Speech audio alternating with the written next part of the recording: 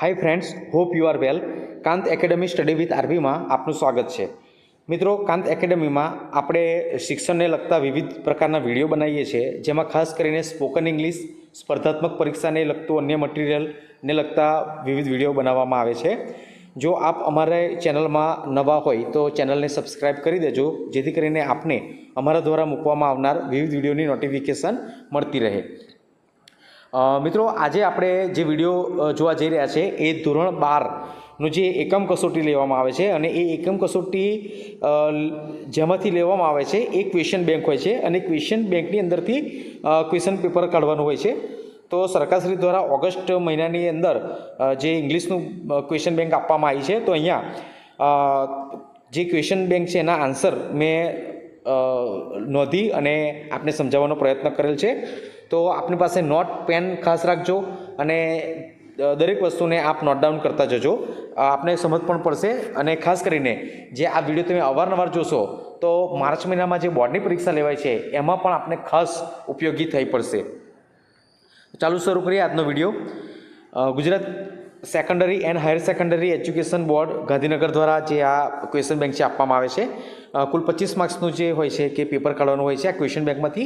એટલે મેં સંપૂર્ણ એક ક્વેશ્ચન બેંક લીધેલી છે। સેક્શન એ છે, સેક્શન એમાં તમને ટ્રુ ફોલ્સ પૂછવામાં આવે છે અને ટ્રુ ફોલ્સ ઉપરથી તમારે માત્ર 2 ટ્રુ ફોલ્સ આવશે। એમાંથી કુલ અહીંયા 8 છે, આ 8ની અંદરથી તમને ટ્રુ ફોલ્સ પૂછવામાં આવશે। પ્રથમ છે pessimism stops us to come out from our current problem. એટલે કે જે આ પેસિમિઝમ છે, નિરાશાવાદ છે, એ નિરાશાવાદ તમને શું કરે છે, જે કરંટ પ્રોબ્લેમ છે, અત્યારે હાલનો જે આપણી સમસ્યામાંથી જે પસાર થઈ રહ્યા છે એ એમાંથી બહાર નીકળવા માટે આપણને રોકે છે। તો આ તદ્દન સાચી વાત છે, બરાબર છે, ટ્રુ છે। સેકન્ડ છે because of stress we can finish many works.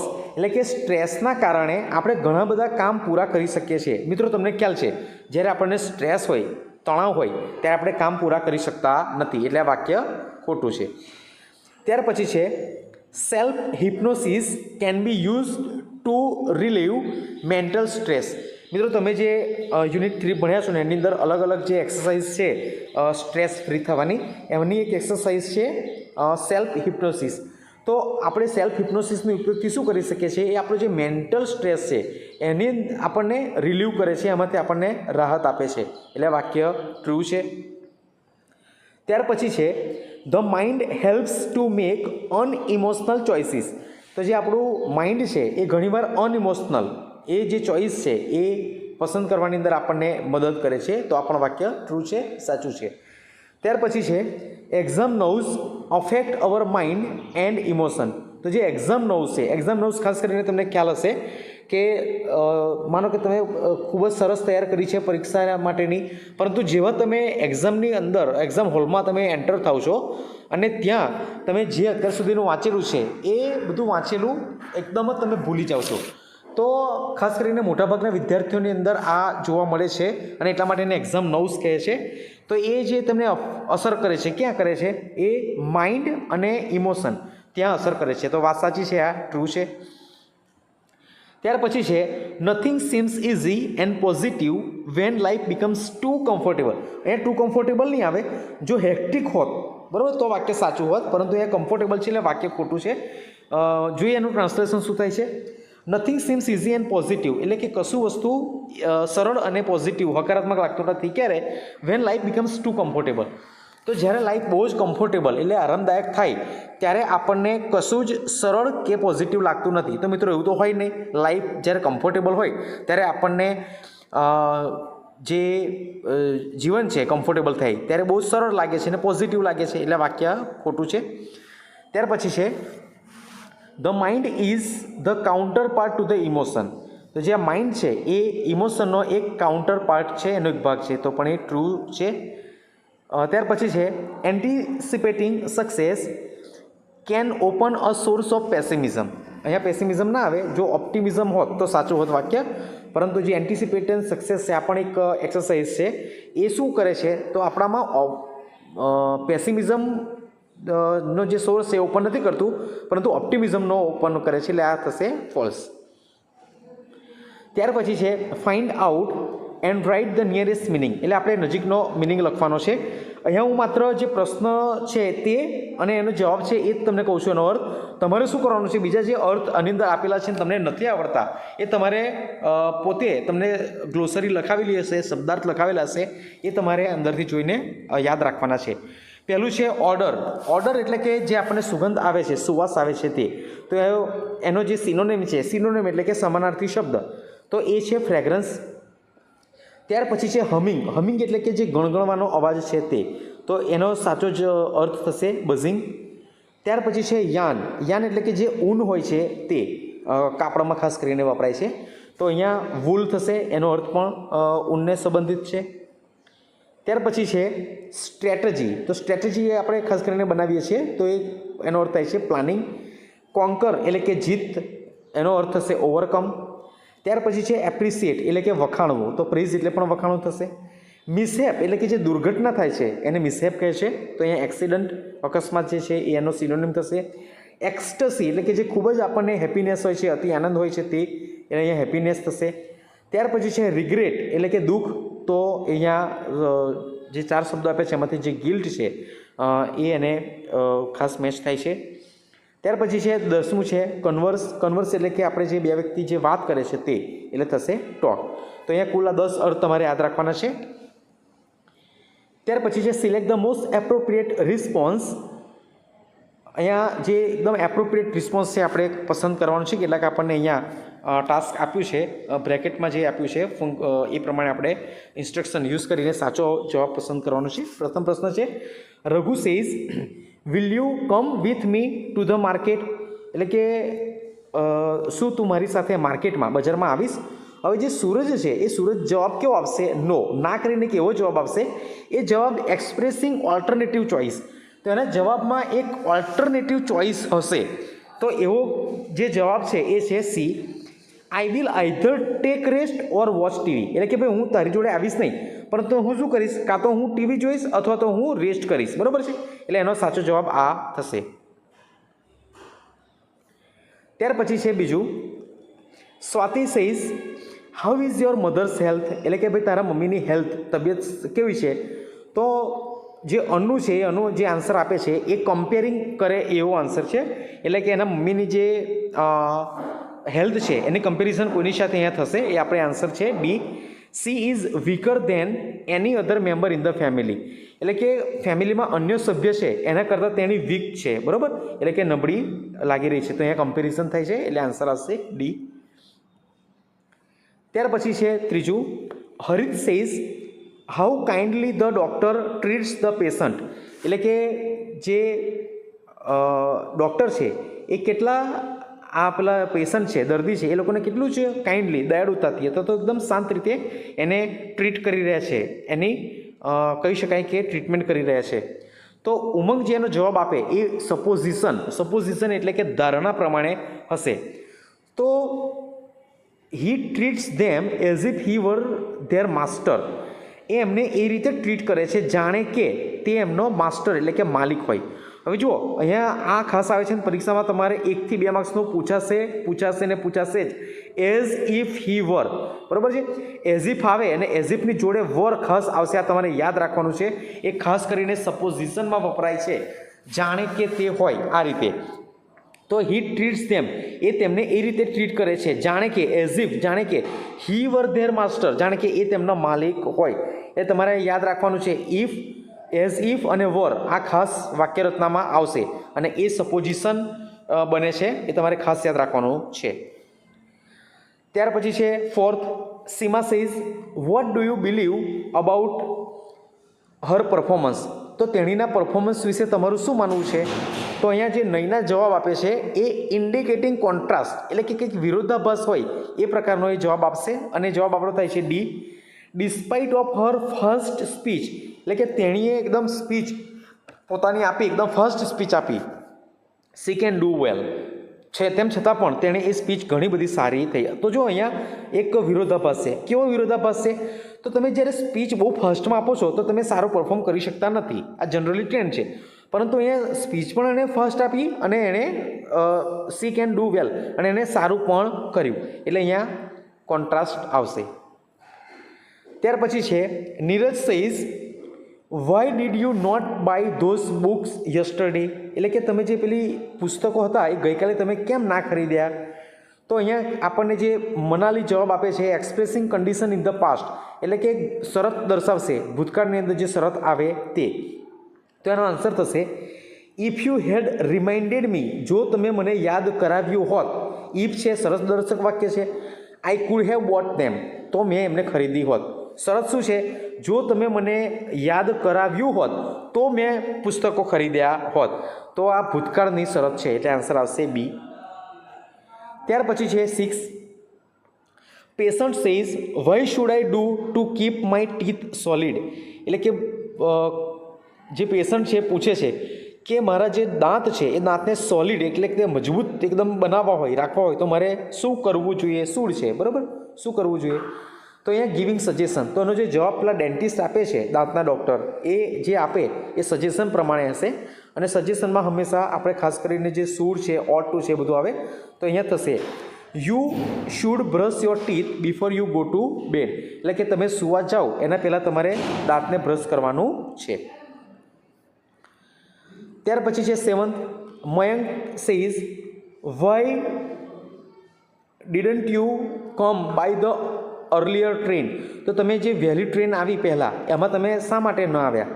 તો જે નીરવ એનો જવાબ આપશે એ જવાબ રિઝલ્ટનો થશે, શોઈંગ રિઝલ્ટ બતાવે એટલે એનો આન્સર થશે એ the train was so over crowded that I could not get in, એટલે કે જે પેલી ટ્રેન હતી અર્લિયર પહેલાં આવીએ એ ઓવર ક્રાઉડેડ હતી એટલે અતિશય ભીડવાળી હતી. That I could not get in, તેમાં હું ચડી શક્યો નહીં. ટુ ગેટ ઇન એટલે કે માં ચડવું. 8 છે પિલગ્રીમ, એટલે કે યાત્રાળુ થાય. તો અહીંયા જે પિલગ્રીમ છે એ કહે છે how is Palitana compare to other historical cities in the world, એટલે કે ભાઈ વિશ્વની અંદર જે અલગ અલગ હિસ્ટોરિકલ સિટીઝ આવેલા છે, જે અલગ અલગ જોવાલાયક સ્થળો આવેલા છે એની અંદર જે પાલિતાણા છે એને કેવી રીતે આપણે કમ્પેર કરી શકીએ છીએ, કેમનું કમ્પેર થાય. તો અહીંયા જે ગાઈડ છે એ કમ્પેર કરે છે Palitana has more famous Jain temples than many other cities, એટલે કે ભાઈ બીજી બધી જે સિટીઝ છે અલગ અલગ શહેરો છે એના કરતાં પાલિતાણાની અંદર વધારે ફેમસ જૈન ટેમ્પલ્સ જૈન મંદિરો આવેલા છે. તો અહીંયા કમ્પેરિઝન થાય છે. 9 છે એન એજન્ટ, એક પેલો એજન્ટ કહે છે please sign on this form, એટલે કે મહેરબાની કરીને તમે આ ફોર્મમાં સાઇન કરો. તો જે કસ્ટમર છે ગ્રાહક છે શું કહેશે ગિવિંગ સજેશન, એ કોઈક સજેશન આપતો હોય સૂચન આપતો હોય એ પ્રમાણે કહેશે you ought to allow me to read out the terms and condition, તો તમારે મને જે મે બી કે ફોર્મ હોય એની અંદર જે ફોર્મમાં જે ટર્મ્સ ને કન્ડિશન્સ છે શરતોને બધું આપેલું છે એ તમારે મને જોરથી અથવા તો મોટેથી વાંચીને સંભળાવવી જોઈએ અથવા તો એની પરમિશન આપવી જોઈએ. ત્યાર પછી છે Nisha says how does Disha prepare software programs, એટલે કે જે દિશા છે એણે સોફ્ટવેર પ્રોગ્રામ કેવી રીતે તૈયાર કર્યા. તો વિશાનો જે જવાબ આપે છે સપોઝિશન ઓફ એન એક્શન, તો જે જવાબ આવશે એ સપોઝિશન ઓફ એન એક્શન તરીકે આવશે. જોઈએ આપણે. તો એમાં ફર્સ્ટ છે દિશા પ્રિપેર સોફ્ટવેર પ્રોગ્રામ્સ, દિશા જે સોફ્ટવેર પ્રોગ્રામ તૈયાર કરે છે એઝ ઇફ જાણે કે સી વર માર્ક ઝુકરબર્ગ, જાણે કે તેણી પોતે માર્ક ઝુકરબર્ગ હોય. માર્ક ઝુકરબર્ગ કોણ છે તો કે ફેસબુકના સીઈઓ છે. તો એ એવી રીતે પ્રિપેર કરે છે પ્રોગ્રામ જાણે કે તેણી માર્ક ઝુકરબર્ગ હોય તે રીતે. આન્સર આવશે એ. હવે જોઈએ છે આપણે section B. In section B read the extract and answer the questions, અહીંયા તમારે જે ટેક્સ્ટબુકની અંદરથી જે તમે અત્યાર સુધી યુનિટ ભણ્યા છો એ યુનિટના તમને અહીંયા આપ્યા છે એક્સ્ટ્રેક્ટ અને એની અંદરથી તમારે ક્વેશ્ચન આન્સર શોધીને લખવાના છે. આશા રાખું છું કે તમે શાળાની અંદર તમારા શિક્ષક મિત્રએ આ તમને ભણાવ્યું જ હશે જે આ યુનિટ છે તે, અને એટલે હું અહીંયા આખું એક્સ્ટ્રેક્ટ એક્સપ્લેન નથી કરતો પરંતુ જે ક્વેશ્ચન છે અને ક્વેશ્ચનમાં કયો સાચો આન્સર આવશે એ તમને હું સમજાવું છું. તો ફર્સ્ટ જે એક્સ્ટ્રેક્ટ છે એના ક્વેશ્ચન આન્સર જોઈએ. How does the mind help us, mind આપણને કેવી રીતે મદદરૂપ થાય છે. તો અંદર આપણને આન્સર આપેલો છે the mind helps us to make unemotional choices, આપણને અનઇમોશનલ ચોઇસીસ માટે એક તો મદદરૂપ થાય છે. બીજું, to store and retrieve information, જે માહિતી છે એને સ્ટોર કરે છે, રિટ્રાઈવ કરે છે. And two order and calculate, એને એક ચોક્કસ ઓર્ડરમાં મૂકે છે અને એને કેલ્ક્યુલેટ પણ કરે છે. સેકન્ડ છે dash is the example of communication between mind and emotion. તો કઈ એક વસ્તુ એવી છે કે જે માઇન્ડ અને ઇમોશન આ બે વચ્ચે કોમ્યુનિકેશનનું કામ કરે છે? તો એ એક્ઝામ 9 છે, અંદર આપણને બેઠો જ આન્સર આપેલો છે. સેકન્ડ પેરેગ્રાફ છે, એના ક્વેશ્ચન આન્સર જોઈએ. How do mind, emotion and body work? તો કે ભાઈ માઇન્ડ, ઇમોશન ને બોડી કેવી રીતે વર્ક કરે છે? So mind, emotion and body are all closely interlink. તો આ ત્રણેય જે છે માઇન્ડ, ઇમોશન અને બોડી એ એકબીજા સાથે ઇન્ટરલિંક છે એન્ડ ઓલવેઝ વર્ક ટુગેધર, અને હંમેશા સાથે કામ કરે છે. Second question, why do we need our mental abilities? આપણને શા માટે મેન્ટલ એબિલિટીઝની જરૂર પડે છે? So we need our mental abilities to concentrate. એક તો જે આપણને મેન્ટલ એબિલિટીઝ છે, જે માનસિક જે તાકાત છે, શક્તિ છે, તેની જરૂર શા માટે? તો કોન્સન્ટ્રેટ એટલે કે ધ્યાન કરવા માટે. To take in new information, નવી માહિતી મેળવવા માટે. To remember old and new information એટલે કે નવી અને જૂની માહિતીને યાદ રાખવા માટે. And to be in a position to think logically, અને કોઈ પણ જે બાબત છે એ બાબતને તમે લોજિકલી, તર્કબદ્ધ રીતે તમે વિચારી શકો, એના માટે આપણને મેન્ટલ એબિલિટીઝની જરૂર પડે છે. ત્યાર પછીનો પેરેગ્રાફ છે, એના ક્વેશ્ચન આન્સર છે when does the mind go in two over thinking? એટલે આપણું જે માઇન્ડ છે ક્યારે ઓવર થિંકિંગ એટલે કે વધારે પડતું વિચારમાં જતું રહે છે. So when task and pressure start building up, એટલે કે જ્યારે જે કામ છે અને એનું જે પ્રેશર છે એ એનું પ્રેશર થવા લાગે, દબાણ આપણને વધે કામનું, the mind goes in two over thinking, ત્યારે જે આપણું માઇન્ડ છે એ વધારે પડતું વિચાર કરવા લાગે છે. સેકન્ડ ક્વેશ્ચન છે find out the similar meaning of the clause. તો ક્લોઝનો નજીકનો અર્થ શું છે? તો ટર્ન ઓફ. ટર્ન ઓફ એટલે બંધ કરવું, ક્લોઝ પણ બંધ કરવું થાય. નેક્સ્ટ જે પેરેગ્રાફ છે એના ક્વેશ્ચન આન્સર છે how does the crown pull influence? તો જે ક્રાઉન પુલ છે એ કેવી રીતે પ્રભાવિત કરે છે, ઇન્ફ્લુઅન્સ કરે છે? So the crown pull influences the flow of cerebrospinal fluid in a positive way. તો જે આ ક્રાઉન પુલની આપણે જે એક્ટિવિટી કરીએ છીએ એનાથી શું થશે? આ આપણી અંદર જે સેરિબ્રોસ્પિનલ ફ્લુઇડ તમે ભણ્યા હશો કે આ ફ્લુઇડ ચોક્કસપણે પેદા થાય છે ઇન અ પોઝિટિવ વે, એ હકારાત્મક રીતે અંદર ઉત્પન્ન થાય છે. સેકન્ડ ક્વેશ્ચન છે does the crown pull help us think clearly? શું આપણને જે આ ક્રાઉન પુલ છે એ ચોક્કસ અથવા તો ક્લિયરલી, ચોક્કસ અથવા તો જે સ્પષ્ટ રીતે વિચારવાની અંદર મદદરૂપ થાય છે? તો એનો આન્સર આવશે yes, the crown pull helps us to think clearly. આપણને ક્રાઉન પુલ ક્લિયરલી વિચારવાની અંદર, થિંક કરવાની અંદર મદદરૂપ થાય છે. ત્યાર પછીનો પેરેગ્રાફ છે what is the result of using મંત્ર? એટલે કે જે આ મંત્ર અંદર એક આપેલો છે, તમે વાંચશો એટલે તમને ખ્યાલ આવશે. તો એનું રિઝલ્ટ, એનું પરિણામ શું છે? So the result of using mantra is how our body start relaxing at the thought of no expectation. એટલે જ્યારે આપણે નો એક્સપેક્ટેશનનો વિચાર આપણા માઇન્ડમાં હોય અને ત્યારે આપણું જે બોડી છે એ સ્ટાર્ટ રિલેક્સિંગ એટલે કે એ આરામ કરવાના મૂડમાં જતી રહે છે. સેકન્ડ ક્વેશ્ચન છે what does the relaxation tell one to do? કોઈ એક વ્યક્તિને જે રિલેક્સેશન છે એ શું કહે છે? સો ધીસ રિલેક્સેશન ટેલ્સ અસ, આ રિલેક્સેશન આપણને કહે છે that you have just stop yourself from wasting valuable energy. એટલે કે હવે તમે જે તમારી વેલ્યુએબલ એનર્જી છે એને વેસ્ટ કરતાં તમે તમારી જાતને રોકી છે અથવા તો તમે બંધ થયા છો, એ આપણને કહે છે. ત્યાર પછીનો પેરેગ્રાફ છે when do we feel confuse mentally?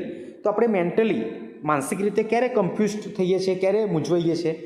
So when pessimism sets in, જ્યારે આપણામાં નિરાશાવાદ ઘર કરી જાય છે, and we can not see a way out of current problem, ત્યારે આપણે જે કરંટ પ્રોબ્લેમ હોય, કરંટ એટલે કે અત્યારે હાલની સમસ્યા હોય, એની અંદર આપણે ચોક્કસ રસ્તો શોધી શકતા નથી.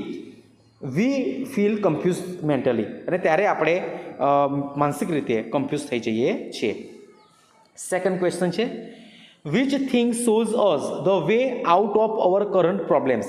તો જે કરંટ પ્રોબ્લેમ છે, which things shows us the way out of our current problems, એટલે અત્યારે જે કરંટ પ્રોબ્લેમ છે એની અંદરથી બહાર નીકળવાનું કઈ વસ્તુ આપણને શીખવે છે.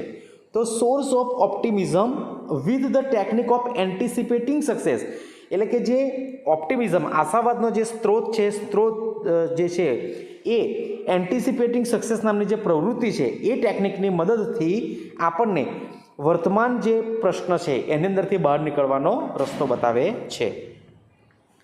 ત્યાર પછીના પેરેગ્રાફના ક્વેશ્ચન આન્સર છે, when do we take unwise decision. આપણે જે અનવાઇઝ એટલે કે ખાસ કરીને હોશિયારી ભર્યા કે જેને સારા ડિસિઝન કહી શકાય, બુદ્ધિશાળી એવા ડિસિઝન કહી શકાય, એવાની વિરુદ્ધમાં અનવાઇઝ મૂર્ખામી ભર્યા જેને કહી શકાય એવા ડિસિઝન આપણે ક્યારે લઈએ છીએ? When emotion have taken us over, જ્યારે જે ઇમોશન છે એ આપણાની અંદર ઘર કરી જાય. It becomes nearly impossible two think clearly, ત્યારે આપણની અંદર જે ક્લિયરલી આપણે વિચારી શકીએ, બરાબર છે, એકદમ ઇમ્પોસિબલ થઈ જાય છે, આપણે ચોક્કસ રીતે વિચારી શકતા નથી. Then it becomes very easy to make unwise decision, અને જ્યારે આપણે કોઈપણ વસ્તુને ક્લિયરલી યોગ્ય રીતે વિચારી શકતા નથી ત્યારે આપણે અનવાઇઝ ડિસિઝન જે છે, મૂર્ખામી ભર્યા જે નિર્ણયો છે એ લઈએ છીએ. સેકન્ડ ક્વેશ્ચન છે, what helps you to think clearly. તમને એકદમ ક્લિયરલી રીતે, સ્પષ્ટ રીતે થિંક કરવામાં, વિચારવામાં કોણ મદદરૂપ થાય છે? The screen exercise shows you how to step back and emotionally detach your self from your current situation. તો જે સ્ક્રીન એક્સરસાઇઝ છે એ તમને શું કરે છે? તમને એક સ્ટેપ પાછળ લઈ જાય છે, અને તમે જે તમારા પોતાનાથી જે અટેચ હોવ છો એનાથી તમને દૂર કરે છે. વર્તમાન પરિસ્થિતિની અંદર તમે જેનાથી સંગ્રહિત છો, કોઈ સમસ્યાથી જોડાયેલા છો, એનાથી તમને દૂર કરે છે. So that you can see more clearly what is going on. હવે જુઓ, આપણે જ્યારે આપણા વર્તમાનના કોઈ પ્રશ્નની અંદર ગૂંચવાયેલા હોઈએ અને આપણે સ્ક્રીન એક્સરસાઇઝ કરીએ. હવે સ્ક્રીન એક્સરસાઇઝમાં શું હોય છે કે આપણે પોતાની જાતને સ્ક્રીન પર મૂકી દેવાની છે, જેવી રીતે ટીવી કે બીજા કોઈ એની અંદર તમે જોતા હોય, અને વિચારવાનું છે કે આ વ્યક્તિ અલગ છે, બરાબર, અને તમારે એને કોઈક એડવાઇસ આપવાની છે, આ તમે ભણ્યા દોશો. તો આપણે ઇમોશનલી ડિટેચ થઈ જઈએ છીએ પોતાનાથી, અને પછી આપણે કોઈક એડવાઇસ આપીએ છીએ, સલાહ આપીએ છીએ, અને પછી બાદમાં આ જે સલાહ છે એ પોતાના માટે લેવાની હોય છે. એટલે જ્યારે આપણે આપણા પ્રોબ્લેમને એક બાજુ મૂકી દઈએ છીએ, સામે સ્ક્રીન ઉપર મૂકી દઈએ છીએ, પછી આપણે યોગ્ય રીતે વિચારી શકીએ છીએ. ત્યાર પછીનો ક્વેશ્ચન આન્સર છે, why can't the fluid circulate properly. તો જે ફ્લુઇડ છે, આપણે પેલું જોયું હતું, જે સેરિબ્રોસ્પિનલ ફ્લુઇડ છે એ યોગ્ય રીતે કેમ સર્ક્યુલેટ નથી થતું, એનું જે વહન છે કેમ યોગ્ય રીતે થતું નથી? So when tense of upset and don't breathe deeply enough, જ્યારે આપણે કોઈ ચિંતામાં હોઈએ છીએ, ટેન્સ હોઈએ છીએ, અપસેટ હોઈએ છીએ, અને આપણે યોગ્ય રીતે બ્રેથિંગ એટલે કે શ્વાસોશ્વાસની પ્રક્રિયા ઊંડાણપૂર્વક યોગ્ય રીતે કરી શકતા નથી. This can result in bones in the skull becoming slightly stuck together. તો આપણા જે બોન્સ છે, હાડકાં છે, એની અંદરથી જે પેલું લિક્વિડ પસાર થાય છે, તો એ હાડકાં જે છે એ સંકોચાઈ જાય છે, એની વચ્ચેની જે જગ્યા છે જેમાંથી લિક્વિડ પસાર થાય એ યોગ્ય રીતે ના જઈ શકે, પસાર થઈ શકે નહીં, એટલે એ રીતે થઈ જાય છે. So the fluid can not circulate properly. હવે જે આ બોન્સ છે, હાડકાં છે, એ એની વચ્ચેની જે પોલાણવાળી જગ્યા છે એ એકદમ સંકોચિત થઈ જાય છે, ત્યાંથી લિક્વિડ જઈ શકતું નથી, અને જે ફ્લુઇડ છે એ યોગ્ય રીતે પસાર થઈ શકતું નથી. સેકન્ડ ક્વેશ્ચન છે, what happens when we breathe. જ્યારે આપણે શ્વાસ લઈએ છીએ ત્યારે શું થાય છે? વેન વી બ્રેથ, જ્યારે આપણે શ્વાસ લઈએ છીએ, ધેર ઇઝ અ માઇક્રોસ્કોપિક આવશે movement of the carnival bones which in turns allow the cerebrospinal fluid to move freely through the spinal column and the skull. હવે જ્યારે આપણે બ્રીથિંગ કરીએ છીએ, શ્વાસ લઈએ છીએ, ત્યારે આપણાની અંદર એક માઇક્રોસ્કોપિક મુવમેન્ટ થાય છે, જે માઇક્રોસ્કોપિકથી જોઈ શકાય એ પ્રકારની, એવી કે નરી આંખે ના જોઈ શકાય. હવે એની અંદર જે સેરિબ્રોસ્પિનલ ફ્લુઇડ છે એ આપણા જે સ્કલ છે, સ્કલ એટલે કે જે ખોપડીનું હાડકું છે તે, અને જે સ્પિનલ કોર્ડ છે એટલે કે જે કરોડરજ્જુનું જે હાડકું કહી શકાય તે, જે આખા શરીર સાથે સંકળાયેલું હોય, એ દરેકની અંદર જે સેરિબ્રોસ્પિનલ ફ્લુઇડ છે એ બહુ જ યોગ્ય રીતે વહે છે. એટલે બ્રેથિંગ કરવાથી આ થાય છે.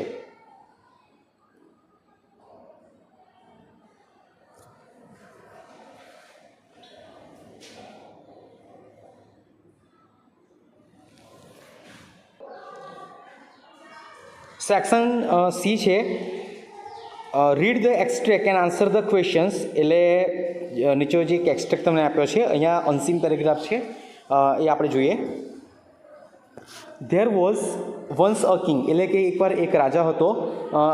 If any one committed a serious crime in the kingdom, એટલે એની જે કિંગડમ છે એના રાજ્યની અંદર જો કોઈ સિરિયસ ક્રાઇમ કરે, એવો કોઈ સિરિયસ ગુનો કરે, the king did not give condemn him to death, તો એને જે આ રાજા છે એ સીધી ડેથની એટલે કે મૃત્યુની સજા આપતો નહીં.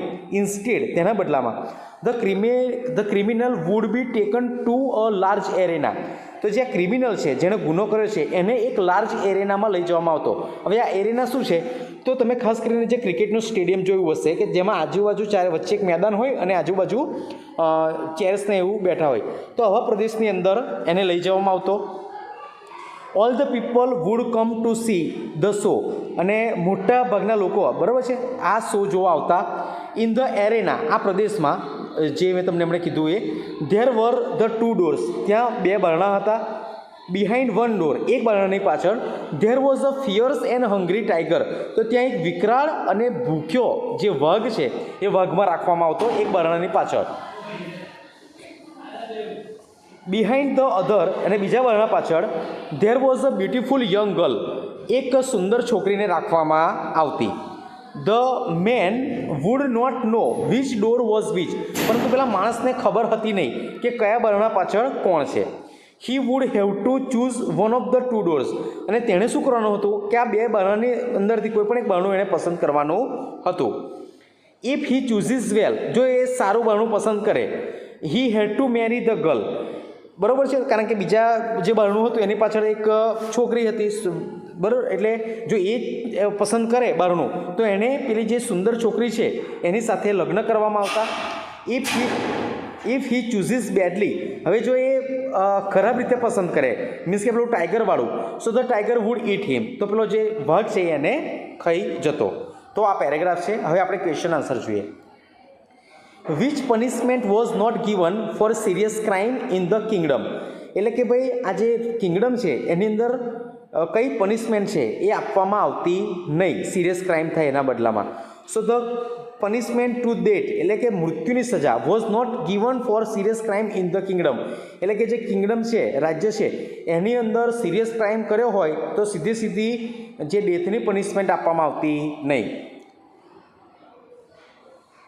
સેકન્ડ ક્વેશ્ચન છે, what would happen if he choose badly, જો તે ખરાબ પસંદ કરે તો શું થતું. If he choose badly the tiger would eat him, તો એને પેલો જે વાઘ છે એ ખાઈ જતો. સેકન્ડ પેરેગ્રાફ છે, I remember the day my mother ask that I write a last message from her to each member of the family, એટલે કે મને તે દિવસ યાદ છે. માય મધર આસ્ક, મારા મમ્મીએ પૂછ્યું હતું, that I write a last message, કે એક છેલ્લો મેસેજ લખે ફ્રોમ હર, તેણીના તરફથી, to each member of the family, એટલે કે ફેમિલીના દરેક સભ્યને એ મેસેજ એના મમ્મી લખવા માગતા હતા. I wrote through my tears, through tears એટલે કે મેં ખૂબ જ ભારે હૃદયે અથવા તો રડતા મેં આ પત્ર મીન્સ કે મેં લખ્યું હતું. આઈ વોઝ અવેર ધેટ, હું એ બાબતે જાગૃત હતો કે while my mother has accepted Har death, કેમ કે મને ખ્યાલ હતો કે મારા જે મધર છે એણે પોતાનું જે ડેથ છે એ ડેથ એણે સ્વીકારી લીધું હતું. I had not over the next few days, my mother wanted to talk about her life, so we began our long final conversation. તો અને અમને ખ્યાલ હતું કે હવે અમારી પાસે બહુ વધારે દિવસો રહ્યા નથી અને મારી મમ્મી ઈચ્છતી હતી કે અમારે એક લાંબી વાત થાય, અને એટલા માટે અમે જે આ ફાઇનલ કોન્વર્જેશન છે, જે છેલ્લી વાતચીત છે એ અમે શરૂ કરી. એઝ વી ટોક, અમે જેવી રીતે અમે વાત કરી, the picture of mother's figure grieve stronger. તો જે the picture of mother's life, જે માનું જે જીવનનું જે ચિત્ર છે એ વધારે મજબૂત અથવા તો સ્ટ્રોંગ બન્યું. ક્વેશ્ચન છે, what did the writer's mother accept, એટલે એક્સેપ્ટ એટલે સ્વીકારવું. જે મધર છે એના રાઇટરના મધર છે એમણે શું સ્વીકાર્યું? હવે જો પ્રશ્ન ડીડથી પૂછાય છે, ડીડ અને એક્સેપ્ટ, એટલે આપણે ભૂતકાળમાં જવાબ આપવાનો છે. ધ રાઇટર્સ મધર એક્સેપ્ટેડ, ભૂતકાળ, the writer's mother accepted Har death. તો જે લેખક છે એના મમ્મીએ શું સ્વીકારી લીધું હતું? જે ડેથ છે, મૃત્યુ છે, એ સ્વીકારી લીધું હતું. સેકન્ડ ક્વેશ્ચન છે, what did the writer's mother want to talk, એટલે કે રાઇટરના જે મધર છે એ શું વાત કરવા માટે ઈચ્છતા હતા? So the writer's mother wanted to talk about her life, એના લાઈફ વિશે વાત કરવા માગતા હતા. So they began their long final conversation, એટલા માટે તેમણે લાંબુ અને અંતિમ જે કન્વર્ઝેશન છે, વાતચીત શરૂ કરી. ત્યાર પછીનો પેરેગ્રાફ છે, from my mother's book, I have not forgotten what it's like to be young, all the hopes and anxieties and the sensation in everything you do is going to advance or wreck your life. હવે હું એ વસ્તુને ભૂલી શકતો નથી એક young તરીકે, કે જે દરેક જે હોપ્સ છે, આશાઓ જે હતી, એન્ડ એન્ઝાઇટીઝ, જે દરેક ચિંતાઓ હતી, and the sensation in everything, અને દરેક વસ્તુની અંદર જે સેન્સેશન છે, યુ ડુ, કે જે તું કરતી હતી, ઇઝ ગોઈંગ ટુ એડવાન્સ, એ કાં તો એ એડવાન્સમાં લઈ જાય, અથવા તો ઓર રેક યોર લાઈફ, અથવા તો જે લાઈફ છે એને બરબાદ કરે. નો in between when you are young, જ્યારે તમે યંગ હો છો ત્યારે કોઈ વચ્ચે નથી હોતું. My ambition was to go on a stage, એટલે કે ભાઈ મારી જે એમ્બિશન છે, મહત્વાકાંક્ષા છે, એ સ્ટેજ ઉપર જવાની હતી. My sister and I took dancing lesson and participated difficult step, એટલે કે જે મારી બેન છે અને મેં બંને ડાન્સિંગ સ્ટેપ લીધા, એન્ડ પ્રેક્ટિસ ડિફિકલ્ટ સ્ટેપ, અને એ જે ડિફિકલ્ટ સ્ટેપ હતા એની અમે પ્રેક્ટિસ કરી. ઇન ધોઝ ડેઝ, એ દિવસોમાં, I thought I would be famous actress, એટલે એ દિવસોમાં હું વિચારતી હતી કે હું એક ફેમસ એક્ટ્રેસ હોત.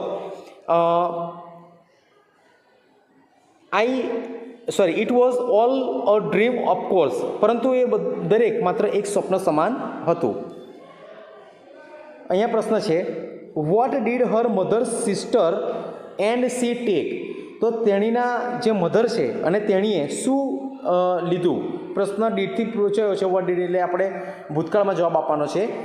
હર mother's sister and she took dancing lesson and practice difficult step, તેમણે ડાન્સિંગનો લેસન લીધો અને એમણે જે ડિફિકલ્ટ સ્ટેપ હતા એનો એમણે મહાવરો કર્યો. સેકન્ડ ક્વેશ્ચન છે, the writer's mother didn't forget dash dash and dash, તો કઈ વસ્તુ નથી ભૂલી શક્યા? તો હોપ, એન્ઝાઇટી અને સેન્સેશન, આ ભૂલી શક્યા નહોતા.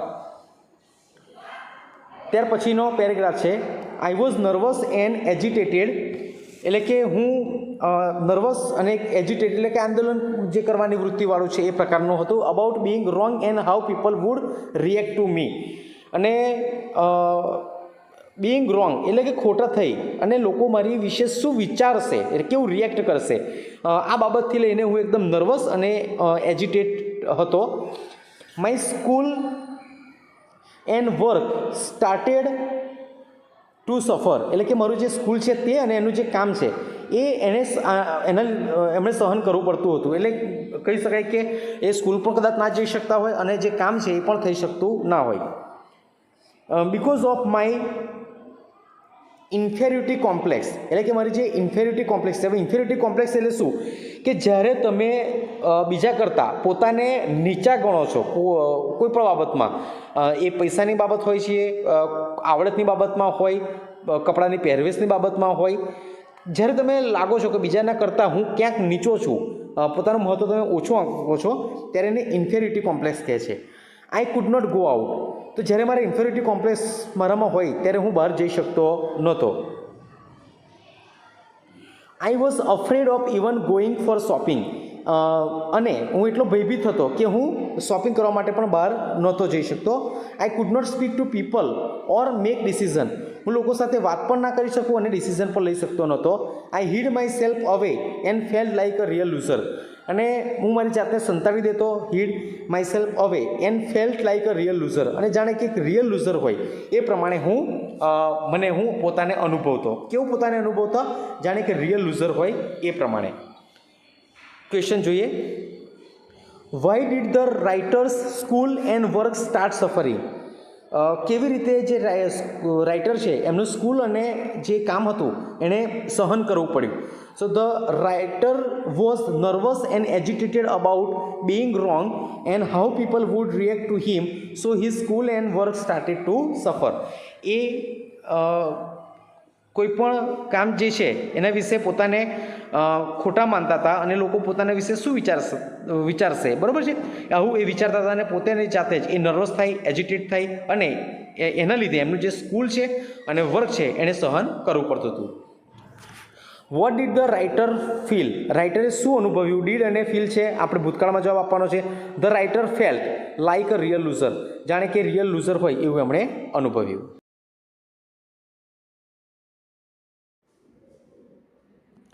હવે પછીનો પેરેગ્રાફ છે. I need you both to be with me and understand me about my decisions regarding what is wrong and what's right.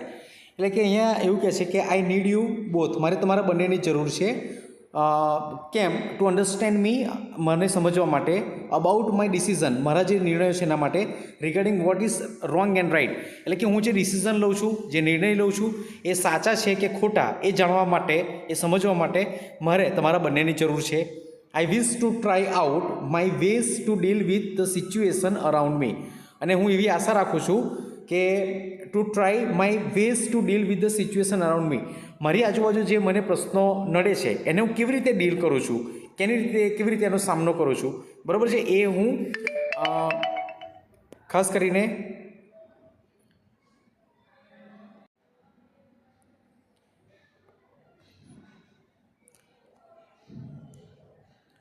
મારી આજુબાજુ જે હોય છે સિચ્યુએશન્સ, પરિસ્થિતિઓ, એને હું કેવી રીતે ડીલ કરું છું ને કેવી રીતે રસ્તો નીકાળું છું એવી ઈચ્છા રાખું છું. આઈ રિકોલ, હું જે યાદ કરું છું, that when I was learning two walk, જ્યારે હું ચાલવાનું શીખી રહ્યો હતો, I use to fall quite often, તો હું વારંવાર પડતો હતો, બરાબર, પડી જતો હતો. But with your care, love and care, પરંતુ તમારા પ્રેમ અને કાળજીના કારણે I learn to get up and run, તો હું જ્યારે અવારનવાર પડી જતો હતો અને તમારા પ્રેમ અને કાળજીના કારણે હું ઊભો થતા અને દોડતા શીખ્યો. While experimenting in my life I know I may fail but I am also sure that you will be there with me. એટલે કે જીવનનું જે એક્સપેરિમેન્ટ છે, પ્રયોગ થઈ રહ્યા છે મારા જીવનની અંદર, એના વિશે હું જાણું છું કે આઈ મે ફેલ, હું કદાચ ફેલ થઈ જાઉં, પરંતુ હું એ પણ શ્યોર છું કે તમે મારી સાથે છો. I have learn from you that experience generate strength, હું તમારી પાસેથી શીખ્યો છું કે જે એક્સપિરિયન્સ છે જનરેટ સ્ટ્રેન્થ, એક શક્તિ ઉત્પન્ન કરે છે. ટુ બિગિન અન્યુ એટલે કે એકદમ જે નવું છે એ પ્રકારનું. આફ્ટર કમિટિંગ મિસ્ટેક્સ, ભૂલો કરીને તમને જે નવો જ એક્સપિરિયન્સ થઈ રહ્યો છે એના માટે તમારા જે અનુભવમાંથી તમે કંઈક નવી જ એક તાકાત છે, શક્તિ છે, ઉત્પન્ન કરી શકો છો. ક્વેશ્ચન છે એના, વાય ડીડ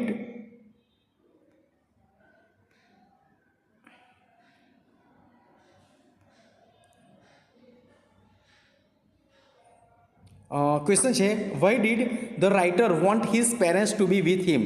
તો જે રાઇટર છે એ પોતાના જે પેરેન્ટ્સ છે એમની સાથે રહે એવું કેમ ઈચ્છતા હતા?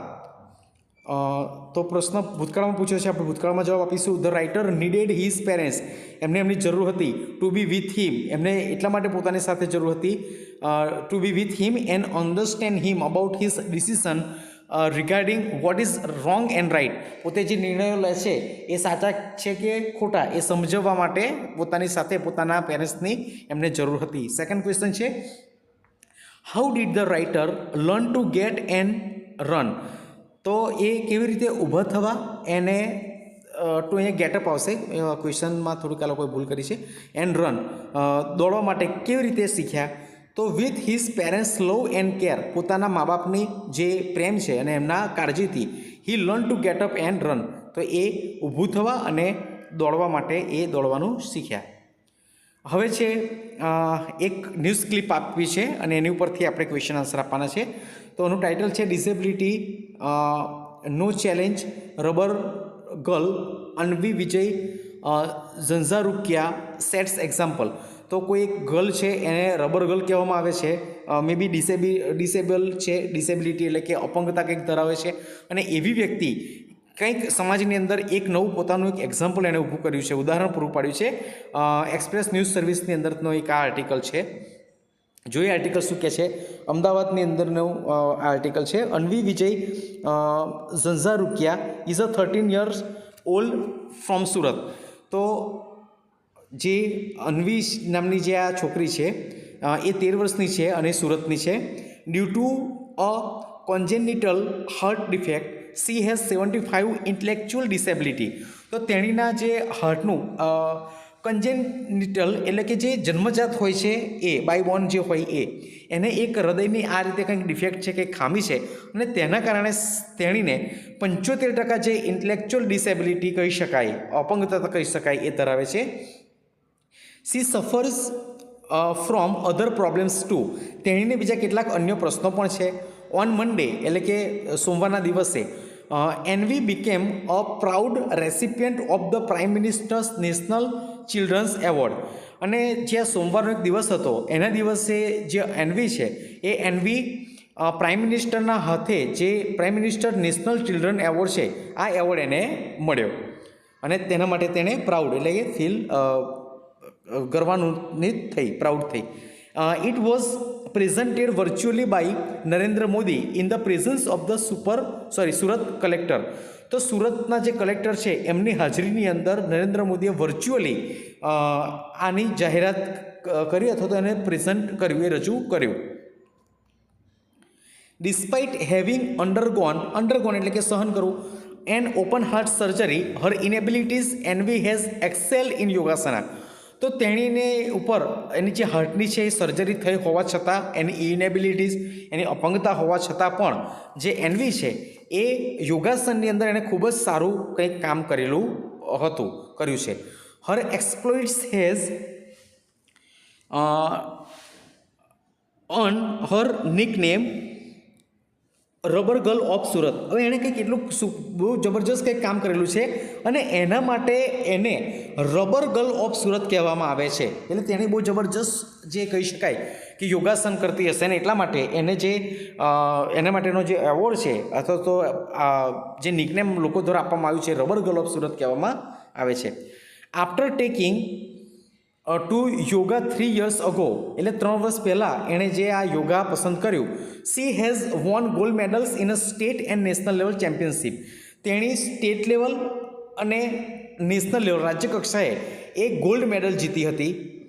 ઇન ઓલ, આ દરેકમાં she has won 51 medals from 40+ yoga competition. અને તેણી જે છે આ બધાની અંદર કુલ 51 ગોલ્ડ મેડલ અને 40 બીજા અલગ અલગ કોમ્પિટિશનની અંદર કુલ એ 51 મેડલ્સ જીતી હતી. Anvi's father Vijay said her daughter will continue to do what she is. એના પિતા એવું કહે છે કે જે તેણી અત્યારે કરી રહી છે આ યોગાનું કામ એ ચાલુ જ રાખશે. She has express a desire to do yoga and surya namaskar on the same platform with the PM who has encourage Anvi so much. તો જેણે એટલે કે પીએમએ જેમને બહુ જ પ્રોત્સાહિત કરી હતી, હવે એની શું પોતાની એક ઈચ્છા એવી જાહેર કરી છે કે પોતાનું જે યોગા છે અને સૂર્ય નમસ્કાર છે આ બંને વસ્તુ સેમ પ્લેટફોર્મ પર જ્યાં નરેન્દ્ર મોદી એટલે કે પ્રાઇમ મિનિસ્ટર જે છે એ પ્રાઇમ મિનિસ્ટર જ્યાં યોગા કરવાના છે એ જ પ્લેટફોર્મ ઉપર તેણી યોગા અને સૂર્ય નમસ્કાર કરવા ઈચ્છે છે. We hope our daughter's next dream will come true. અમે આશા રાખીએ છીએ કે અમારી જે દીકરી છે એનું જે ડ્રીમ છે એ કમ ટ્રુ એટલે કે સાચું બને. ક્વેશ્ચન છે what is Anvi's next dream according to her father. તો એનું બીજું જે સ્વપ્ન છે એ શું હતું? તો according to her father Anvi's next dream is to do yoga and surya namaskar on the same platform with the PM. તો પીએમની સાથે એક જ પ્લેટફોર્મ ઉપર જે સૂર્ય નમસ્કાર અને યોગા કરવું એ અન્વીનું બીજું ડ્રીમ હતું. સેકન્ડ ક્વેશ્ચન છે, which award did Anvi achieve? તો અન્વી છે એને કયો એવોર્ડ પ્રાપ્ત થયો હતો? Anvi achieved prime minister's national children award. તો એને prime minister national children award પ્રાપ્ત થયો હતો. નેક્સ્ટ ક્વેશ્ચન છે, how has Anvi got her nickname of rubber girl? કેવી રીતે એને પ્રાપ્ત થયું રબર ગર્લનું નિકનેમ? નિકનેમ એટલે કે જે ઉપનામ કહે છે એ લોકો જેને એનાથી ઓળખે છે એ. તો અન્વી હેઝ એક્સેલ ઇન યોગાસના. એણે જે યોગાસના છે એમાં જબરજસ્ત એણે કામ કરેલું હતું. Her exploits has earn her the nickname rubber girl of Surat. અને એનું આ જે જબરજસ્ત જે કામ છે એના કારણે એને નિકનેમ મળ્યું હતું રબર ગર્લ ઓફ સુરત. ત્યાર પછીનો ક્વેશ્ચન છે, what are Har achievements after doing yoga? તો યોગા પછીના એનું જે અચીવમેન્ટ્સ છે એ શું હતી? તો after taking to yoga 3 years ago, એટલે કે 3 વર્ષ પહેલાં જે એણે યોગાની લીધું ત્યારે she has won gold medals in a state and national level championship. ત્યારે એ જે ચેમ્પિયનશિપ છે રાજ્ય અને રાષ્ટ્રીય કક્ષાની એણે પ્રાપ્ત કર્યું હતું. ગોલ્ડ મેડલ્સ એણે પ્રાપ્ત કર્યા હતા. In all she has got 51 medals from 40+ yoga competition. એટલે કે 40 કરતાં વધારે જે યોગા કોમ્પિટિશન હતી, સ્પર્ધાઓ હતી, એની અંદર તેણે 51 જેટલા ગોલ્ડ મેડલ પ્રાપ્ત કર્યા હતા. નેક્સ્ટ પેરેગ્રાફ છે, widow tries to kill herself at DRT office. Widow એટલે કે વિધવા. તો કોઈ વિધવા છે એણે પોતાની જાતને મારવાનો પ્રયત્ન કર્યો. ક્યાં? At DRT office. DRT ઓફિસની અંદર. જોઈએ પેરેગ્રાફમાં શું કહેવા માગે છે. આર્ટિકલ છે ચંદીગઢનું. ચંદીગઢ, અ 45-year-old widow tried to commit suicide in the campus of the Debt Recovery Tribunal. અહીંયા ટી આવશે. In Sector 17 after a case filed against her by a nationalized bank for not repaying a loan did not go in her favor. હવે શું થાય છે જુઓ, એક 45 વર્ષની old widow એટલે કે જે ઉંમરલાયક જે વિધવા બેન હતા એણે કમિટ સુસાઇડ એટલે કે આત્મહત્યા કરવાનો પ્રયત્ન કર્યો. ક્યાં? ડેપ્ટ રિકવરી જે ટ્રિબ્યુનલ છે એના કેમ્પસની અંદર સેક્ટર 17માં જે આવેલું છે. અને ત્યાર પછી ક્યારે એણે આ કર્યું કે જે નેશનલાઇઝ બેંક છે એ નેશનલાઇઝ બેંકે એમની સામું કેસ ફાઇલ કર્યો હતો. તો નેશનલાઇઝ બેંકે એમની સામું કેમ કેસ ફાઇલ કર્યો? તો નોટ રિપેઇંગ અ લોન. તો એ જે લોન એમણે કદાચ લીધી હશે એ લોન રિપે ના કરી શક્યા, પાછી ભરી ના શક્યા, એટલે નેશનલાઇઝ બેંકે એમની સામું એક કેસ ફાઇલ કર્યો હતો. અને એના કારણે તેણી જે સુસાઇડ છે એ સુસાઇડ કરવાનો પ્રયત્ન કર્યો. A resident of the Karnal in Haryana Saroj Verma alleged consumed a poisonous substance on Thursday noon soon after coming out of the tribunal office. તો જે રેસિડન્ટ છે તેના રહેવાસી કર્નલ એ હરિયાણાના, તો એ એમનું નામ છે સરોજ વર્મા. તો એમણે ખાસ કરીને જોયું કે પોઈઝનસ સબસ્ટન્સ છે, કેટલોક એવો પદાર્થ જે ઝેરી પદાર્થ છે એમને ત્યાંથી વપરેલો જે એમણે ત્યાં જોયો થર્સડેના દિવસે ત્યાં મળ્યો તો બપોરે જ્યારે ઓફિસમાંથી બહાર નીકળ્યા ત્યારે. Ranjit Singh, SHO of sector 17 police station, said Verma had taken the loan of ₹15 lakh to renovate her house in Karnal from the bank. હવે અહીંયા માફ કરજો, જે આ જે સરોજ વર્મા છે એ જ આ વિડો છે. વિડોનું નામ છે સરોજ વર્મા. અને એણે શું કર્યું હતું, જે પોઈઝનસ પદાર્થ છે એનો ઉપયોગ કરીને સુસાઇડ કરવાનો પ્રયત્ન કર્યો હતો. અને અહીંયા જે રણજીત સિંહ છે જે સેક્ટર 17ની અંદર એ એસો છે એમણે શું કહ્યું પોલીસ સ્ટેશનની અંદર કે ભાઈ આ જે વર્મા છે, સરોજ વર્મા કરીને જે પેલા વિડો બેન છે, એમણે બેંક પાસેથી 15 લાખની લોન લીધી હતી, 15 લાખ રૂપીસની. શેના માટે લીધી હતી? To renovate her house in Karnal from the bank. તો એમનું જે કર્નલની અંદર જે ઘર આવેલું છે એને રિનોવેટ કરવા માટે એમણે બેંક પાસેથી લોન લીધી હતી. Sources, she had not paid back the bank in years, bank officials had then filed a case against her in DRT. અને પોતે એ લોન ભરવાની અંદર અસમર્થ રહ્યા અને એટલા માટે બેંકે તેમની સામું એક કેસ ફાઇલ કર્યો હતો. તો આ પેરેગ્રાફ છે. હવે આપણે ક્વેશ્ચન આન્સર જોઈએ. વેર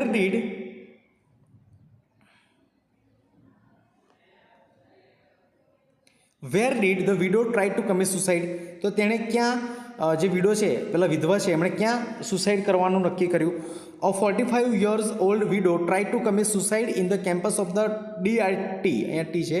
DRT એટલે કે date recovery tribunal in sector 17. તો સેક્ટર 17માં જે ડેપ રિકવરી ટ્રિબ્યુનલ આવેલું છે ત્યાં એમણે સુસાઇડ કરવાનો, આત્મહત્યા કરવાનો પ્રયત્ન કર્યો. સેકન્ડ ક્વેશ્ચન છે, who filed a case against the widow? એટલે કે આ વિધવા છે એમની સામે કોણે કેસ ફાઇલ કર્યો? તો nationalise bank ફાઇલ્ડ a case against the widow. તો જે નેશનલાઇઝ બેંક છે એમણે આ વિડો સામે, વિધવા બેન સામે કેસ ફાઇલ કર્યો. ત્રીજો ક્વેશ્ચન છે, why has the widow taken loan? તો જે પેલા વિધવા છે એમણે કેમ લોન લીધી હતી? The widow has taken loan to renovate her house in Karnal.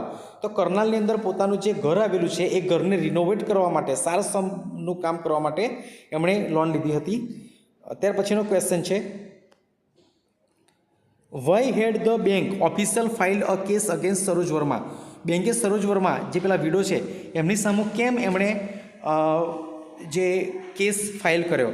The bank official had filed a case against Saroj Verma because she had not paid back the loan. કારણ કે તેણીએ જે લોન લીધેલી એ પાછી ભરી હતી નહીં. નેક્સ્ટ પેરેગ્રાફ જોઈએ. 80 years old women to get flood compensation, Times News નેટવર્કનો રિપોર્ટ છે. 80 વર્ષના એક બા છે, એમણે જે ફ્લડ એટલે કે જે પૂર આવ્યું હતું અને એનું એમને કમ્પેન્સેશન, વળતર મળ્યું, મીન્સ કે વળતર મળે છે એના રિલેટેડ એક આર્ટિકલ છે. અમદાવાદનું સ્થળ છે. It took 2 years and the intervention of the Gujarat High Court for the state government's compensation to reach 80 years old Shanta Kohli for the loss she suffered due to her field being washed away during the 2017 floods in Banaskantha district. તો ભાઈ બનાસકાંઠા, ગુજરાતની અંદર બનાસકાંઠા ડિસ્ટ્રિક્ટમાં 2017ની અંદર જે flood પૂર આવ્યું એની અંદર જે આ શાંતા કોલી નામના બા છે એમણે પોતાના ખેતરની અંદર એમને ઘણું બધું નુકસાન વેઠવું પડ્યું, બરાબર છે. અને એ નુકસાનનું જે કોમ્પેન્સેશન છે, એનું જે વળતર છે એ વળતર આવતા કેટલા વર્ષ લાગ્યા? 2 વર્ષ લાગ્યા. અને એ એમને એમ નથી આવી ગયું, એ ઇન્ટરવેન્શન એટલે કે દરમિયાનગીરી. તો જે ગુજરાત હાઈકોર્ટ છે એ ગુજરાત હાઈકોર્ટે પણ આની અંદર દખલ કરવી પડી, ઇન્ટરવેન્શન કરવું પડ્યું, દરમિયાનગીરી કરવી પડી. ત્યારે આ બાને 2 વર્ષ પછી પેલા જે ફ્લડનું કમ્પેન્સેશન છે, વળતર છે, એ એમને મળ્યું. The money was release in time. જે પેલા જે પૈસા હતા એ યોગ્ય સમયે રિલીઝ થઈ ગયા હતા, એટલે સરકારે ત્યાંથી જે પ્રક્રિયા છે ચૂકવવાની એ શરૂ થઈ ગઈ હતી. But had been inadvertently deposited in some other bank account. પરંતુ કોઈક બીજા એકાઉન્ટની અંદર આ પૈસા જમા થઈ ગયા હતા. તો આ પેરેગ્રાફ છે. ક્વેશ્ચન છે, how long did it take two reach the compensation money to the lady? તો જે પેલા લેડી છે એમની પાસે વળતર પહોંચવામાં કેટલો સમય લાગ્યો? So it took 2 years two reach the compensation money to the lady.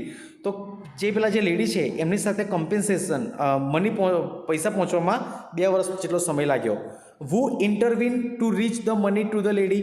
એટલે કોણે દરમિયાનગીરી કરી આ લેડીને પૈસા અપાવવામાં? તો Gujarat high court intervene to reach the money to the lady. તો ગુજરાત જે ની હાઈકોર્ટ છે એણે દરમિયાનગીરી કરી ત્યારે બેનને પૈસા મળ્યા. થર્ડ ક્વેશ્ચન છે, for what did she get compensation? એટલે શેના માટે એમને જે આ વળતર મળ્યું? તો આપણને ખબર છે કે એને જે પેલો લોસ થયો હતો 2017માં ફ્લડ આવ્યું, પૂર આવ્યું, એમાં આન્સર આ રીતે થશે, for the loss she suffer due to her field being washed away during the 2017 flood in Banaskantha district she got compensation. 2017માં બનાસકાંઠા ડિસ્ટ્રિક્ટની અંદર જે પૂર આવ્યું એની અંદર પોતાની જે જમીન છે ધોવાઈ ગઈ અને જે નુકસાન તેણે વેઠવું પડ્યું એનું વળતર તેણીને ચૂકવવામાં આવ્યું. ફોર્થ ક્વેશ્ચન છે, what was the reason of the delay in reaching the money to the lady? એટલે કે આ લેડીને પૈસા જે પહોંચ્યા તો એ મોડું થવાનું કારણ શું હતું? The money was release in time, આપણે જાણીએ છીએ કે પૈસા યોગ્ય સમયે રિલીઝ થઈ ગયા હતા, but had been inadvertently deposited in some other bank account, પરંતુ અયોગ્ય રીતે અથવા તો કોઈ ગેરસમજ કે બીજા કોઈના કારણે કોઈ અલગ એકાઉન્ટની અંદર બીજાના કોઈના ખાતામાં પૈસા જમા થઈ ગયા હતા. ત્યાર પછીનો પેરેગ્રાફ છે road safety ideas wins state award.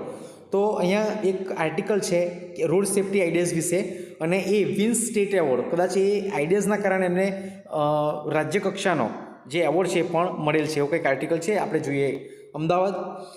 Gujarat state road transport department ફેલિસિટેટેડ individual NGOs and school for their innovative efforts for a safety on July 31, 2019 at Gandhinagar, Ahmedabad. Based road safety seminar organizer and trainer Amit Khatri won the first prize in individuals category, whereas two other winners were Vadodara based Satyan Kulapkar and Bhavnagar based Ajay Singh Jadeja. તો અહીંયા જો Gujarat state road transport department છે એમણે અભિનંદન આપ્યા છે કોને? એનજીઓઝને, સ્કૂલ્સને, અને શેના માટે? ફોર ધ ઇનોવેટિવ એટલે કે નવીનતમ આઈડિયા માટે, ખાસ કરીને સેફટીને લગતા જે છે આઈડિયાઝ માટે. 31મી જુલાઈ 2019 ગાંધીનગર, અને એમાં ખાસ કરીને Ahmedabad base road safety seminar organiser and trainer, જે અમદાવાદની અંદર રોડ સેફટી સેમિનાર જે છે એના ઓર્ગેનાઇઝર જે સ્થાપક છે તે, અને ટ્રેનર જે ટ્રેનિંગ આપે છે અમિત ખત્રી જે છે, વોન ધ ફર્સ્ટ પ્રાઇઝ, એ પ્રથમ નંબર જીતે છે, પહેલી જે ઇનામ છે જીતે છે ઇન ઇન્ડિવિજ્યુઅલ કેટેગરી. બરાબર, વ્યક્તિગત રીતે તમે ક્યારેક શું કામ કર્યું છે એમાં એ પ્રથમ નંબર જીતે છે. વેરેસ જ્યારે બીજા બે નંબર જે છે એમાં એક વડોદરાના સત્યન કુલાપકર અને ભાવનગરના અજયસિંહ જાડેજા એ આ ઇનામ જીતે છે. Amit Khatri demonstrated out of the box thinking and employed Garba, jingles, slogans, etc. to reach out to different strata of the society with the message, and also train drivers for defensive driving. હવે અમિત ખત્રી શું કરે છે? એ અલગ અલગ પ્રકારના programme રાખે છે, ગરબા છે, જિંગલ્સ છે, સ્લોગન છે, આ બધું અલગ અલગ કરે અને લોકો સુધી એ પહોંચે અને બધાને મેસેજ આપે કે કેવી રીતે સેફ ડ્રાઇવિંગ થાય, અને જે ડિફેન્સિવ છે ડ્રાઇવિંગ એટલે કે બચાવાત્મક, કોઈકને આપણે બચાવી શકીએ એવું ડ્રાઇવિંગ કેમનું થાય એ શીખવાડતા હતા. While Kulabkar got a course on road safety introduce in a university curriculum. જ્યારે જે કુલાબકર છે એ એણે ઇન્ટ્રોડ્યુસ કર્યું હતું એક યુનિવર્સિટીની કરિક્યુલમ, જે અભ્યાસક્રમ કરી શકાય એ, જેમાં રોડ સેફટીના નિયમોનો ખાસ ઉલ્લેખ કરવામાં આવ્યો હશે. Jadeja got the reflective tape applied to a large number of the cattle and bullocks cart to reduce animal vehicle collision. Collision એટલે જે અથડાય છે તે. તો જે આ જાડેજા છે એણે શું કર્યું હતું કે વ્હીકલમાં એકદમ જ પેલું જે પ્રાણી આવીને અથડાય એના માટેની કેટલીક એને જે ટ્રીક છે એ ટ્રીક એણે શોધી હતી, જે ખાસ કરીને કેટલ છે, બુલોક્સ છે, જે બળદ ને બીજા અન્ય પ્રાણીઓ છે તે, એના માટે એણે આ પદ્ધતિ વિકસાવી હતી. એમરી EMRI 108 આ એક સંસ્થાનું નામ છે, એનજીઓનું, received the first prize in NGOs for saving lives, whereas એટલે કે જે એનજીઓ છે એને આ પ્રાઇઝ મળ્યું હતું. જ્યારે two other recipients included Netradeep trust and Palanpur and Roger motors foundation, એટલે કે નેત્રદીપ ટ્રસ્ટ પાલનપુર અને રોજર મોટર્સ ફાઉન્ડેશન, આ બંનેને પણ કેટલાક જે પ્રાઇઝીસ છે એ મળ્યા હતા. ક્વેશ્ચન જોઈએ આપણે. whom did Gujarat state road transport department ફેલિસિટેટ? તો જે Gujarat state road transport department છે એમણે કોને અભિનંદન આપ્યા? તો Gujarat state road transport department ફેલિસિટેટેડ individuals, અલગ અલગ વ્યક્તિઓને, પછી એનજીઓસને અને સ્કૂલ્સને, આટલા લોકોને એણે અભિનંદન આપ્યા. What did Amit Khatri employed? એ શું કરતો હતો અમિત ખત્રી? શું વસ્તુનું આયોજન કરતો? તો Amit Khatri employed garba, jingle, slogan etcetera. તો આટલી વસ્તુનું આયોજન કરતો. નેક્સ્ટ ક્વેશ્ચન છે who were the others winner who won for their innovative efforts for road safety? તો આપણે રોડ સેફટી માટે બીજા અન્ય કયા કયા લોકોને મળ્યું હતું જે ઇનામ? તો જે સત્યન કુલાપકર છે તેને, Ajaysinh Jadeja were the other two winners who won for their innovative efforts for road safety. તો આ બંનેને મળ્યું હતું. નેક્સ્ટ ક્વેશ્ચન છે which NGOs received the first prize for saving lives. તો લોકોના જીવન બચાવવા માટે કઈ એનજીઓને પ્રાઇઝ આપવામાં આવી? તો emery 108 received the first prize in NGOs for saving lives. તો આ સંસ્થાને મળ્યું હતું. હવે આપણે સેક્શન ડી જોઈએ છે render the following dialogue into indirect speech. મિત્રો અત્યારે તમે જ્યાં વિડીયો જોઈ રહ્યા છો એ જ આપણી કાંત એકેડેમીની અંદર મેં ખૂબ જ ડિટેલની અંદર એક વિડીયો ડાયરેક્ટ ઇનડાયરેક્ટ સ્પીચનો સમજાયો છે. અહીંયા હું માત્ર આન્સર આપને જણાવું છું, પરંતુ તમારે બહુ ડિટેલમાં અને સારી રીતે યોગ્ય રીતે સમજવું હોય તો એ વિડીયો તમે અલગથી જોશો. અહીંયા આપણને એક સ્પીચ આપી છે. લેટ્સ વિઝિટ જોઈએ આપણે. Let's visit the science exhibition said Raj. What a good suggestion. We shall surely go, said Purvai. How will we go there, said Raj. By car only. તો આ રીતે છે કન્વર્જેશન. તો આનો જે આન્સર આ મુજબ થશે. Raj suggested Purvi that they should visit the science exhibition. રાજે પૂર્વીને સજેસ્ટેડ કર્યું કે તેઓએ સાયન્સ એક્ઝિબિશનની મુલાકાત, જે પ્રદર્શન છે એની મુલાકાત લેવી જોઈએ. પૂર્વી એક્સક્લેમ વિથ જોય. જે પૂર્વી છે એ જોય સાથે એણે કહ્યું and told that it was a very good decision and assured that they would surely go. એ સારું ડિસિઝન છે અને તેઓ ચોક્કસપણે જશે. રાજ આસ, અહીંયા તમે ઇન્ક્વાયર પણ મૂકી શકો છો. અહીંયા ક્વેશ્ચન છે એટલે આપણે આસ્ક મૂક્યું છે. Purvi how they would go there. તેઓ ત્યાં કેવી રીતે જશે? પૂર્વી રિપ્લાઇડ રાજ. પૂર્વીએ રાજને રિપ્લાઇડ આપ્યો with authority that they would go by car only. તેઓ માત્ર કારથી જ જશે. સેકન્ડ કન્વર્જેશન છે what is the matter Sunil, said Sakshi. Sakshi કીધું કે શું મેટર છે Sunil. Sunil said I have got a headache. મને માથાનો દુખાવો છે. Please go in to your room and take rest. તો તું સાક્ષીએ કીધું કે તું રૂમમાં જા અને આરામ કર. Thank you for your suggestion. તારા સૂચન બદલ આભાર, સેડ સુનિલ. આવું સુનિલ કહે છે. એનો આન્સર થશે Sakshi ask Sunil what the matter was. Sunil replied, Sakshi that he had got a headache. Sakshi requested Sunil to go into his room and take rest. Sunil thanked Sakshi for her suggestion. તો આ કોન્વર્જેશનનું indirect speech આ પ્રમાણે થશે.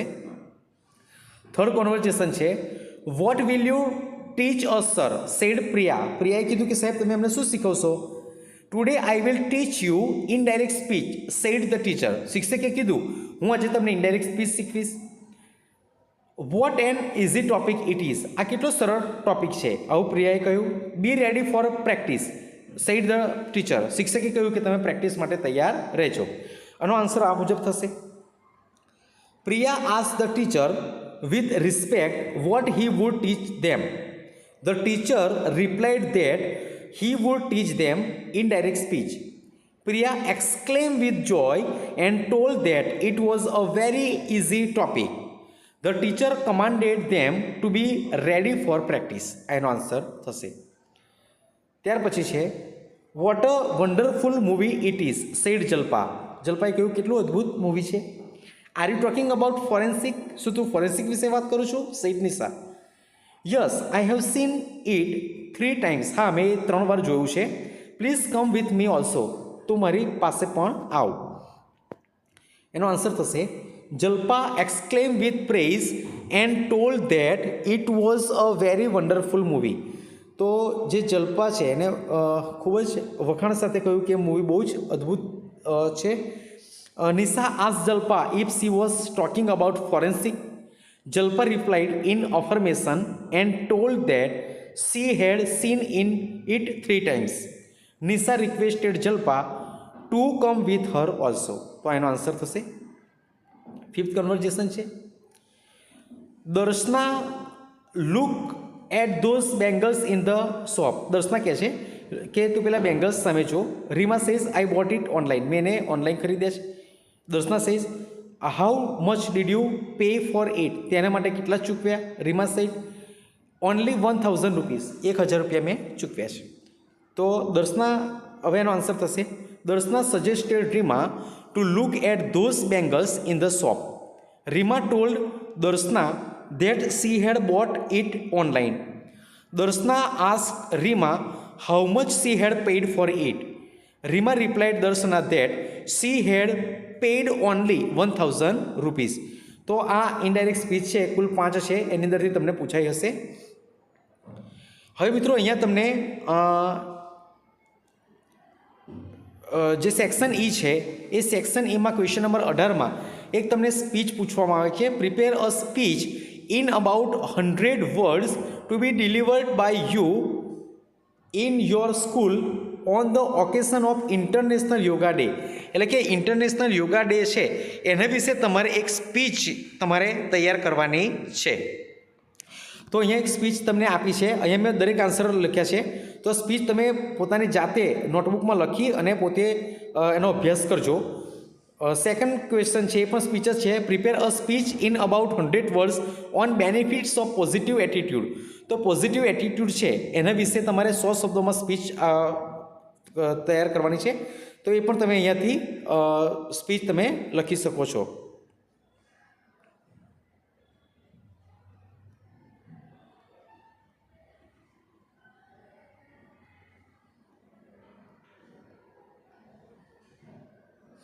ત્યાર પછી છે you are going to deliver a speech on save water in your school assembly. પાણી બચાવવા એના ઉપર તમારે જે સ્પીચ આપવાની છે સ્કૂલ એસેમ્બલીમાં, પ્રાર્થના સભામાં. Draft speech in about 100 words, 100 શબ્દોમાં પણ તૈયાર કરવાની છે. અહીંયા મેં વધારે સ્પીચના કન્ટેન્ટ લીધું છે, તમે તમને અનુકૂળ લાગે એટલા 100 શબ્દોમાં તમે કરી શકો છો.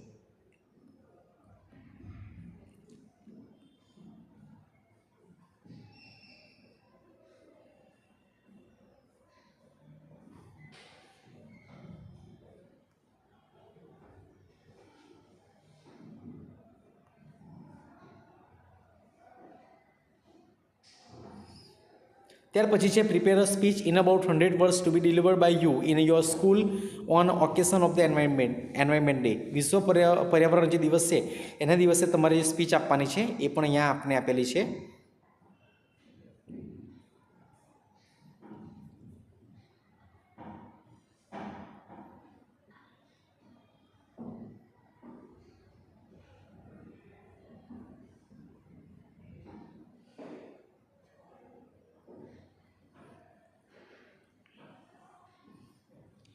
Prepare a speech in about 100 words to be delivered by you in your school on the occasion of the Independence Day. મિત્રો અહીંયા મેં એક ઇન્ડિપેન્ડન્સ ડે છે એના વિશે મેં સ્પીચ તૈયાર કરેલી છે અને એ વિડીયો પણ મૂકેલો છે. સરસ લાઈન મેં સમજાઈ છે, એમાંથી તમને સમજ પડે એ રીતે તમે લાઈન લઈ શકો છો.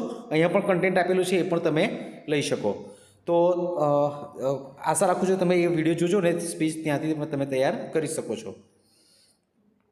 હવે મિત્રો એની ઓરમાં તમને એપ્લિકેશન રાઇટિંગ આપશે. તો એપ્લિકેશન રાઇટિંગ છે એ તમારે ખાસ એના પણ મેં વિડીયોઝ બનાવેલા છે. બહુ સરસ સમજૂતી છે ગુજરાતીની અંદર.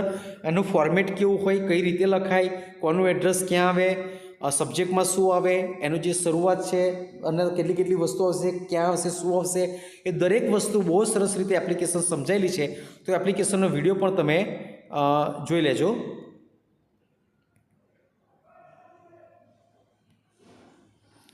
અહીંયા કુલ કેટલીક એપ્લિકેશન્સ આપી છે, તો એ એપ્લિકેશન પણ તમે લખી શકો છો અભ્યાસ કરીને. તો મિત્રો અહીંયા આપણે એક મેં પ્રયત્ન કર્યો છે કે જે ક્વેશ્ચન બેંક છે એ આપને સમજ પડે એ રીતે મેં આપણે એક સમજાવવાનો પ્રયત્ન કર્યો છે. આશા રાખું છું કે તમને વિડીયો ગમ્યો હશે. જો વિડીયો ગમ્યો હોય તો વિડીયોને લાઇક કરજો, તમારા મિત્રો સાથે શેર કરજો અને આનો અભ્યાસ વારંવાર કરજો, જેથી કરીને બોર્ડની પરીક્ષામાં આપ સારામાં સારા માર્ક્સ મેળવી શકો. તો હવે આપણે એક નવા વિડીયો સાથે મળીશું. ત્યાં સુધી આપ સૌને જય હિન્દ, જય ભારત.